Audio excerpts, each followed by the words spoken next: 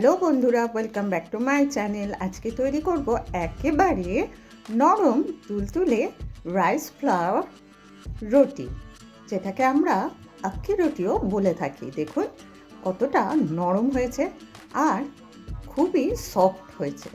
কিভাবে বানাই সেটা আপনারা দেখে নিন। প্রথমে দেখুন আমি একটা ফ্রাইং প্যান গরম করতে বসিয়েছি, তাতে দিয়ে দিচ্ছি 2 কাপ জল।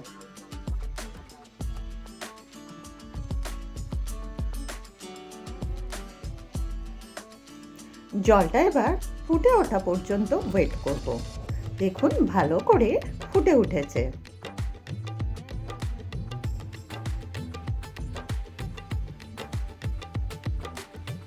এতে দিলাম 1/2 টিস্পুন নুন আর দিচ্ছি 2 টিস্পুন হোয়াইট অয়েল। এর জায়গায় আপনারা ঘিও দিতে পারেন।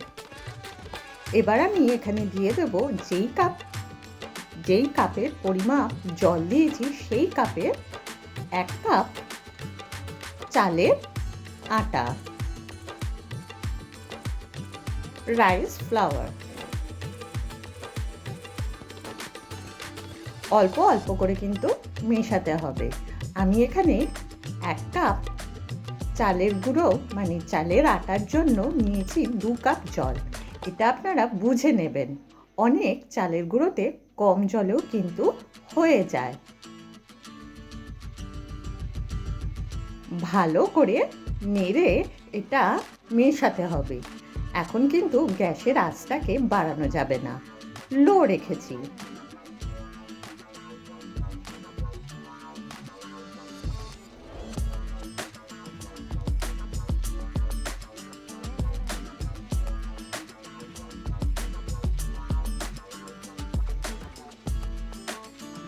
দেখুন ভালো করে আমি মিশিয়ে নিয়েছি। এইবার ঢাকা দিয়ে লো ফ্লেমে 5 মিনিট রাখবো, তারপর 15 মিনিট গ্যাস বন্ধ করে রেখে দেব। তাহলে কি হবে, ভিতরে ভিতরে এটা ভালো করে সেদ্ধ হয়ে যাবে।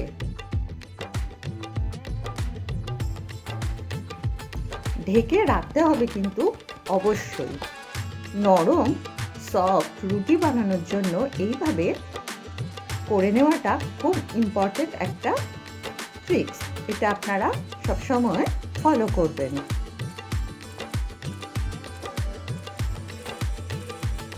ভালো করে হালকা হাতে আমি মিশিয়ে নিয়েছি। এইবার ঢেকে একেবারে লো ফ্লেমে 5 মিনিট রাখবো, তারপর গ্যাস বন্ধ করে 10 মিনিট রাখবো। 10 মিনিট পর দেখুন কতটা টেনে নিয়েছে। এবার এটা একটা বাটিতে, বড় ছড়ানো বাটিতে ঢেলে নিয়েছি। এবার স্প্যাচুলা দিয়ে এটা ভালো করে মেখে নিতে হবে। একেবারে আটা মাখার মতন সফট ডো করে নিতে হবে। আমি এখানে স্প্যাচুলা ইউজ করছি, আপনারা চাইলে যে কোনো গ্লাসের পিছনটা দিয়েও করতে পারেন, কিন্তু এটা কিন্তু গরম গরমই মাখতে হবে। তারপরে লেচি কেটে নিয়ে দেখুন আমি কিচেন স্ল্যাবে অল্প চালের গুঁড়ো দিয়ে একটা একটা করে রুটি বেলে নেব। আপনাদের যদি মনে হয় ধারটা ফেটে ফেটে যাচ্ছে, তাহলে করবেন কি, একটা গোল কিছু দিয়ে মাঝখানে রেখে ওটা কেটে নেবেন। দেখুন আমাদের কিন্তু একেবারে ধার ফাটেনি, একটু আধটু ফেটেছে, কিন্তু খুব একটা কিন্তু ফাটেনি। একেবারে নরম পাতলা রুটি বেলা হচ্ছে। অবশ্যই চালের আটা দিয়ে কিন্তু এটা বেলতে হবে। এবার চাটুটাকে প্রথমে ভালো করে গরম করে নিয়েছি। গরম করে নিয়ে গ্যাসের আঁচটাকে মিডিয়াম করে দিয়েছি। তারপরে একটা রুটি দিয়ে দিচ্ছি। দিয়ে এপিট ওপিট করে ভালো করে চেপে চেপে ভেজে নিতে হবে। এর জায়গায় আপনারা একটা ফ্রাইং প্যানেও কিন্তু ভাজতে পারেন। যেহেতু আমরা রুটি অ্যালুমিনিয়ামের চাটুতেই ভাজি, সেজন্য এই রুটিটাও আমি অ্যালুমিনিয়ামের চাটুতেই ভেজে নিচ্ছি। দেখুন একটা হয়ে গেছে, আরেকটা রুটি দিয়ে দেওয়া হয়েছে।